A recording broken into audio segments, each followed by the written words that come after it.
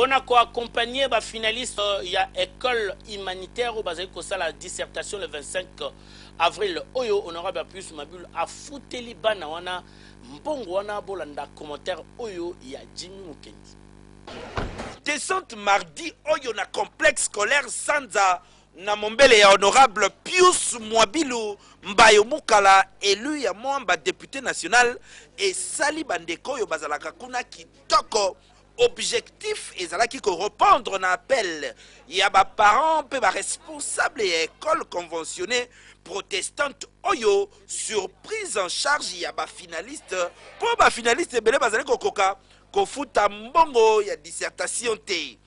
Honorable Pius Mwabilu asololi nanu na ba membre pe ba leader ya district ya Moamba na kati ya école wana simana yango eko visiter atelier ya coupe couture a sololi pe na ba finaliste ya complexe scolaire Sanza 1 a expliqué bango pe a sengi bango balanda modèle ya Joseph Kabila pe baye bakotanga kelasi po bazala très utile na République démocratique du Congo na makamu nyonso bakosala.